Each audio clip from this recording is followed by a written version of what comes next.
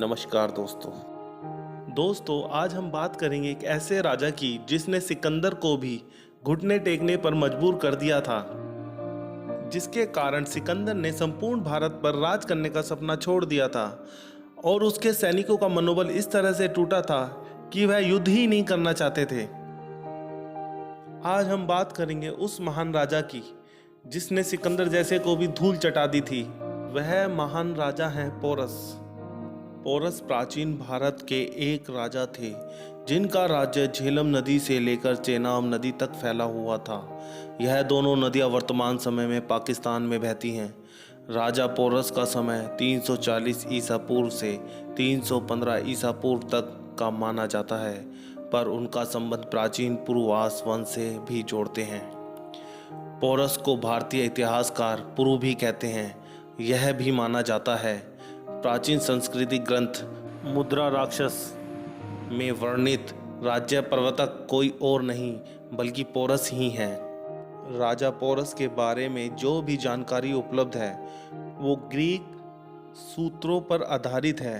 हालांकि भारतीय इतिहासकार उनके नाम और उनके राज्य की भौगोलिक स्थिति के आधार पर उनका संबंध प्राचीन पुरुवास वंश से जोड़ते हैं। राजा पोरस इसलिए प्रसिद्ध है क्योंकि इन्होंने सिकंदर से एक युद्ध लड़ा था जो कि इतिहास में काफी प्रसिद्ध रहा है।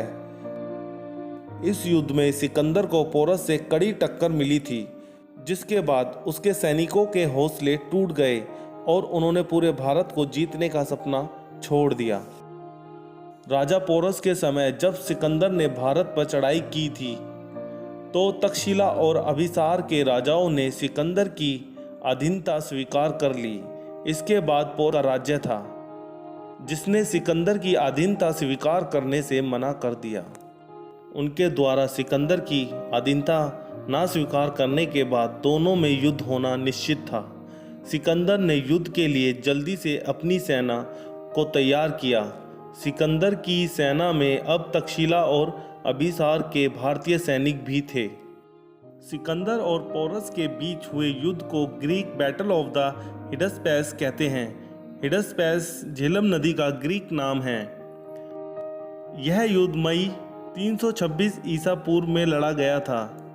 ग्रीकों को यवन या यूनानी भी कहा जाता है।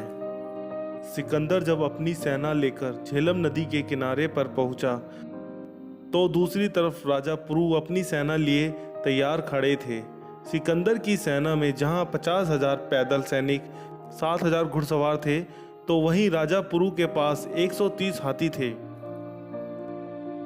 नदी में पानी का बहाव ज्यादा था और उसे आसानी से पार नहीं किया जा सकता था। सिकंदर ने फैसला लिया कि वो कुछ हजार सैनिक लेकर नदी के उत्तर की तरफ जाएगा और नदी पार करने के लिए कोई आसान रास्ता ढूंढेगा। झेलम नदी के उत्तर की तरफ चला गया और उसने एक ऐसा रास्ता खोज निकाला जहां से नदी को आसानी से पार किया जा सकता था। उधर जब पुरु के सैनिकों ने कुछ यवन सैनिकों को उत्तर की तरफ जाते हुए देखा तो पोरस ने भी उनका मुकाबला करने के लिए अपने एक बेटे को सैनिकों के साथ भेज दिया। सिकंदर ने आसानी से नदी पार कर ली और पोरस का बेटा अपनी छोटी सी सेना के साथ उसे रोकने में नाकाम रहा और वीर गति को प्राप्त हुआ। इसके बाद सिकंदर की सीधी टक्कर राजा पुरु से होनी थी। राजा पुरु ने अपने 130 हाथी सिकंदर की सेना के सामने चट्टान की तरह खड़े कर दिए और पोरस की सेना के संगठन को देखकर सिकंदर हैरान रह गया। भयंकर युद्ध शुरू हो गया। युद्ध में भारतीय हाथियों ने यवनों की ऐसी तुड़ाई की। बड़ी बड़ी जंगें जीतने वाले यवन लगातार 8 घंटे लड़ते रहने के बावजूद भी युद्ध नहीं जीत पाए थे। युद्ध में दोनों तरफ के कई हजार सैनिक मारे गए। कई ऐतिहासिक सूत्रों से ऐसा प्रतीत होता है कि इस युद्ध के दौरान भारी वर्षा हो रही थी जिसने युद्ध को और भी भयंकर बना दिया था। सिकंदर ने जब अपनी सेना का बुरा हाल देखा तो उसने राजा पोरस के पास संधि का प्रस्ताव भेजा, जिसे राजा पोरस ने मान लिया।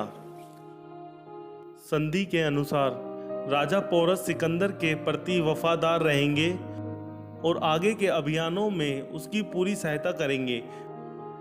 बदले में पोरस को वो सभी राज्य मिलेंगे जो सिकंदर व्यास नदी तक जीतेंगे। संधि में ये सब निर्णय लिए गए।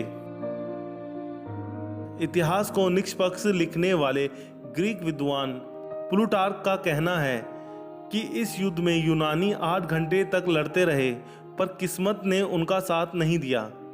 इस वाक्य से साफ पता चलता है कि सिकंदर वो युद्ध जीत नहीं पाए थे। दरअसल सिकंदर के युद्ध अभियानों के दौरान उसके कई चापलूस इतिहासकार उसके साथ रहते थे, जो उसकी सफलताओं को बढ़ा चढ़ाकर पेश करते थे पर उसकी नाकामियों को छुपा लेते थे। पोरस से युद्ध के पश्चात उन्होंने फौरन ऐसा किया और युद्ध की वास्तविकता पर लीपापोती करते हुए सिकंदर द्वारा पोरस की बहादुरी देखकर उसे माफ करने की कहानी गढ़ दी। मुद्रा राक्षस से पता चलता है कि राजा पोरस की मृत्यु विष कन्या द्वारा हुई थी, पर यह बात झूठ प्रतीत होती है। विकिपीडिया के अनुसार सिकंदर के एक सेनापति यूदोमोस ने राजा पोरस के 321 से 315 ईसा पूर्व के बीच कत्ल किया था।